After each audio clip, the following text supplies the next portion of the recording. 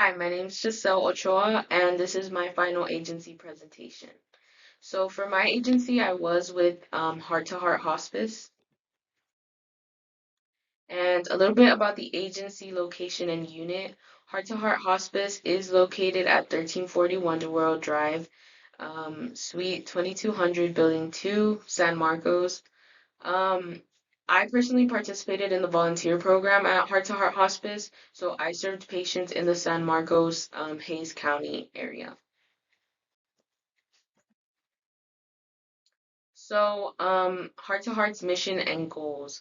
Heart to Heart Hospice is dedicated to delivering compassionate care while aiming to improve the quality of life for individuals with life-limiting illnesses and their families. Um, their goal is to allow patients to rejoice in the lives of their loved ones and to share positive memories of the legacy that they are leaving behind. And this is from the Heart to Heart Hospice Volunteer Orientation Manual. So, their mission statement states, "We believe in a plan for the living that will enable patients to spend their remaining time pain-free and with dignity. We believe that all eligible patients, regardless of the complexity of their needs, should be able to receive the comprehensive care that they deserve. They strive to make a difference in the lives of others and treat each individual with respect and compassion while improving the quality standards associated with end-of-life care." This is also from the volunteer manual. So the mission and goals do tie in with all six ethical standards in the NASW Code of Ethics. Um, some examples are the dignity and worth of a person and the service aspect of the Code of Ethics. So in here we do see it's a lot of patient care. So it's really putting an emphasis on what the patient wants and what they deserve in these trying times. And along with service, later in the presentation, we will see um, bereavement care for families, and we will see bereavement care for families. So they do provide aftercare for whenever the patient does pass away. So I think that's a grand aspect of service in Heart to Hearts in the agency itself. And they do also network with other agencies to provide services to patients. So I think that's another big aspect of service in this specific agency. So the primary client system served by my agency, they serve any individual who qualifies for hospice. There's no type of discrimination. I know there's many misconceptions about hospice care. A lot of people believe that hospice care is strictly for older adults, which is not the case. It doesn't matter your age, race, color, no type of discrimination matters in the aspect of hospice care. Um, the criteria for being classified as a hospice patient, they have to have a terminal illness, be expected to live 6 months or less if the illness progresses as anticipated, and then they have to have this prognosis confirmed by two physicians. So, not just anyone can be admitted into hospice. They do have to show proof of their prognosis, and that's how they will be admitted into the program. So this is more on the funding aspect of Heart to Heart, but they do not require means testing. Instead, they do a financial assessment to see what financial plan would work best for the patient. And qualifications for their service have more to do with the status of their health rather than the financial factors. So, some primary social issues addressed by Heart to Heart. So, aging is an unavoidable phenomenon that affects every individual. The loss of a loved one is never a simple experience, and therefore, individuals in their last moments must receive the care that they need and deserve, along with their family. So,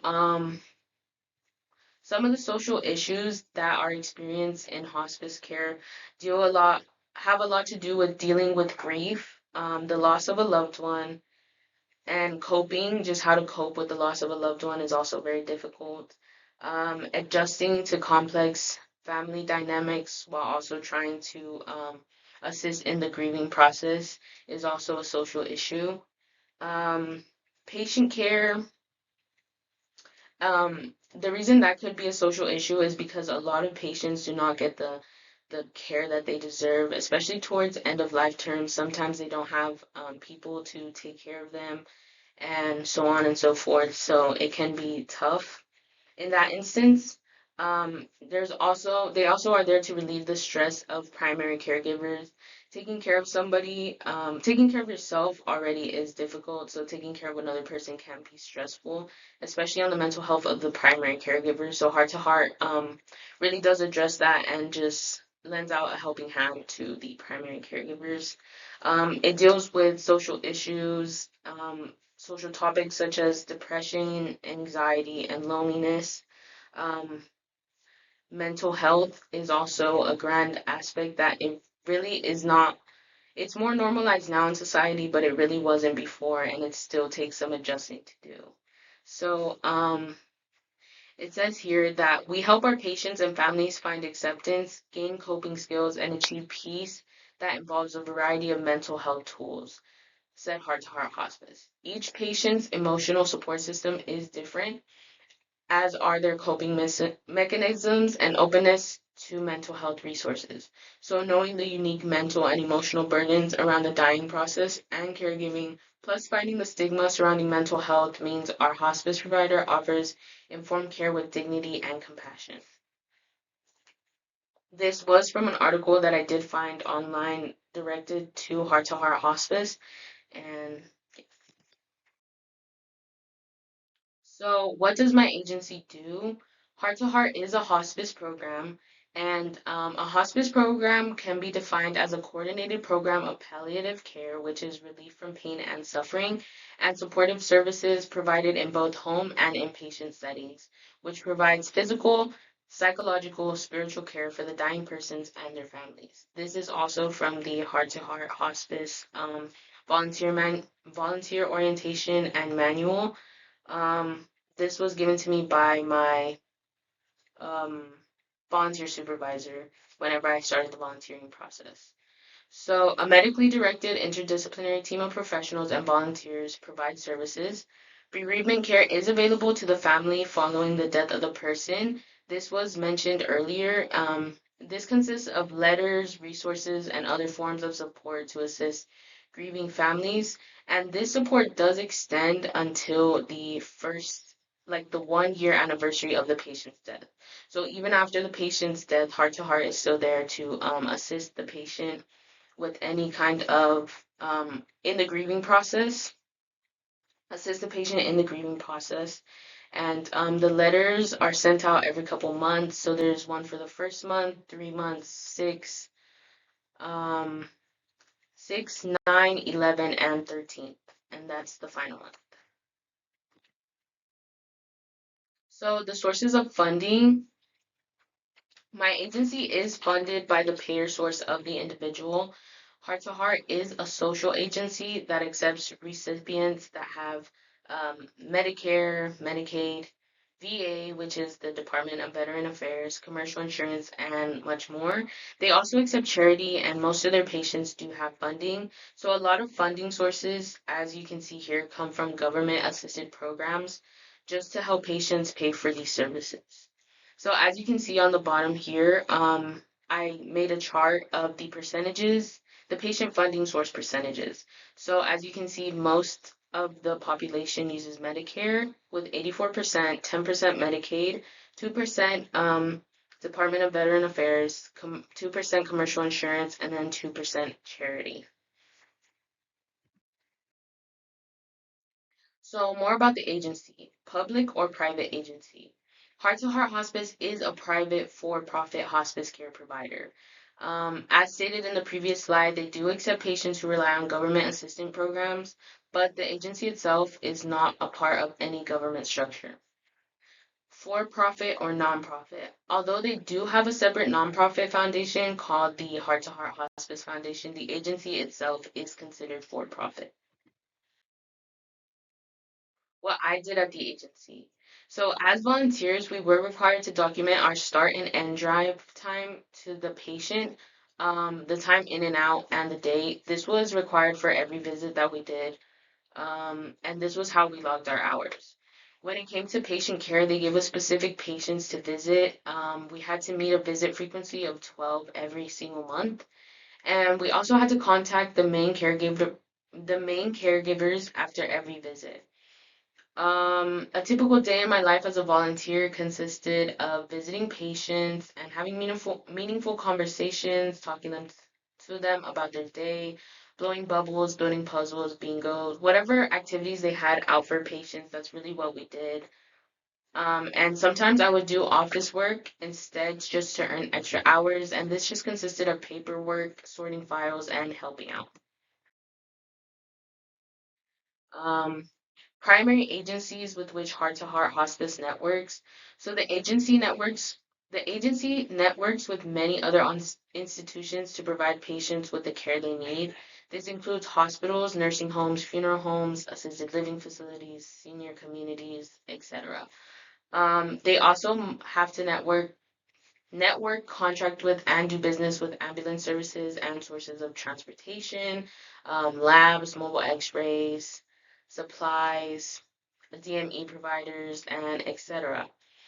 Heart to Heart Hospice tries its best to educate other agencies and identify patients who may require these services, and it's also required for them to have a specialty contract in place to help address the needs of their patients, to know which specific patients need what specific care or services.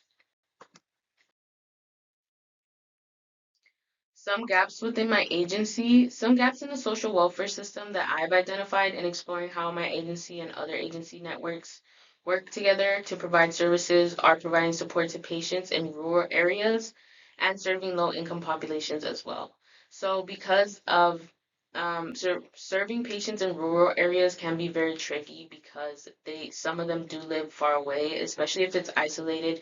It can be really hard for Heart to Heart to get to these patients, and it causes trouble in the aspect of providing timely care.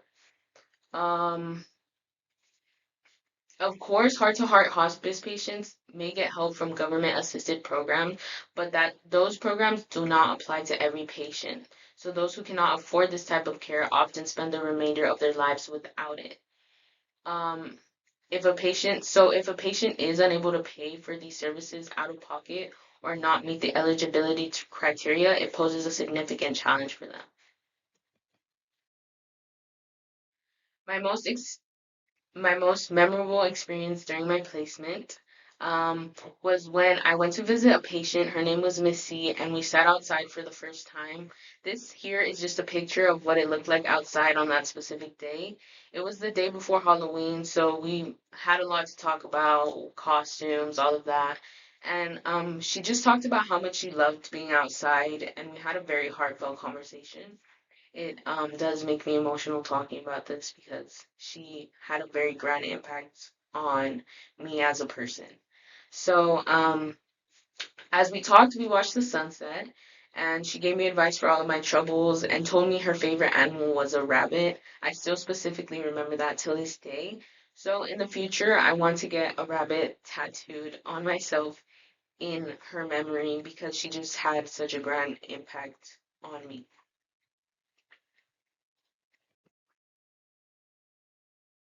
So, the most significant thing I learned because of my volunteer experience.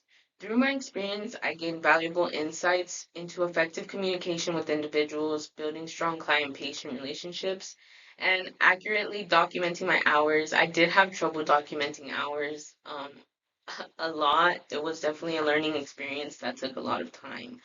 So, understanding the significance of diverse populations and services, and exploring the path to becoming a social worker in general. This experience did give me a mix of emotions. I knew what I was doing was great, but it just made me sad to think about my clients and their situation. So, it definitely did shape me mentally. It made me more aware of how others feel, interact, and live. Um, it taught me so many valuable lessons and helped me relearn some of the things I forgot. There's a quote from the hospice binder I received that has stuck with me, and it states, "As hospice workers, we never know when we are a host or when we are a guest, when we are teachers or when we are being taught. Remember, we must come gently into the space of our patients, entering only to the degree that we are invited. They have invited us into their story, and by that fact, we become part of the story." And it was just super beautiful because it was very true. In all honesty, I feel like the patients taught me more than I taught them. This experience did transform my life in ways I never expected. Um, and it's something that will always remain etched into my memory. Despite the whirlwinds of emotions that I felt, I would not wish for it to have happened any differently. And this is my reference page. And thank you for tuning into my presentation.